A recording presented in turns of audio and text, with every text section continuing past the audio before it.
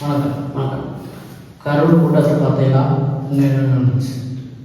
விஜயகான அந்த மக்கள் வந்து நெரிசல் வந்து அதிகமாக இருந்தது காரணமாக அந்த கூட்ட நெரிசலுக்கு ஆளாகி பல பேர் வந்து மூச்சுத்திறனுக்கு ஏற்பட்டு மருத்துவமனையில், அரசு மருத்துவமனையில், தனியார் மருத்துவமனையில் வந்து அனுமதிக்கப்பட்டிருக்காங்க. இப்போ நமக்கு இந்த நல்லபடி இந்த செய்திகள்லாம் பார்க்கும்போது ஒரு 30க்கும் மேற்பட்டவர் உயிரிழந்திருக்காங்க அப்படிங்கிற தகவலும் வந்துட்டுருக்கு. பச்சை குழந்தைகள் 6 வயசு பையன், 7 வயசு பையன்லாம், 10 வயசு பையன்லாம் கூட்டிகிட்டு வந்திருந்தாங்க. இந்த நெரிசலுக்குள்ள ஆளாகப்பட்டு ஒரு குழந்தைகள் ஒரு ஆறு குழந்தைகள் உட்பட 30 பேருக்கு மேற்பட்டு வந்து இறந்துருக்காங்க. இன்னும் சிகிச்சையில் நிறைய பேர் இருக்காங்க. இன்னும் வந்து உயிர் பலி ஏற்படுமோ அப்படிங்கிற பட்சத்தில் வந்து அந்த அவங்களுக்கு விஜய் பதில் சொல்லுவாங்க. என்ன அவர் பதில் சொல்லுவாங்க?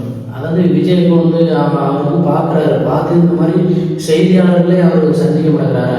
இந்த மாதிரி உயிர் பலி ஏற்பட்டிருக்கு அப்படின்னு சொல்லி சென்னை விமான நிலையத்தில் வந்து அதாவது அவர் விமான நிலையத்தில் இருக்கும்போது வந்து அவருக்கு வந்து பேட்டி எடுக்கிறதுக்காக செய்தியாளர்கள்லாம் போகிறாங்க.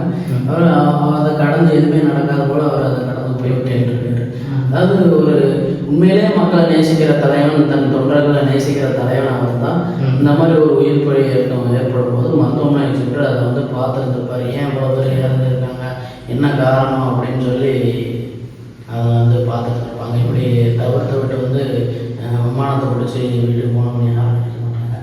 ஒரு தலைவனாக ஆகணும்னா இந்த தகுதியெல்லாம் இருக்கணும்ல. மக்களை போய் சந்திக்கணும். இந்த மாதிரி ஒரு நேரத்தில் வந்து அவங்களுக்கு ஆறுதலாக நிற்கணும். அப்போ தான் வந்து அவர் தலைவனாக தகுதி பெறுவார்.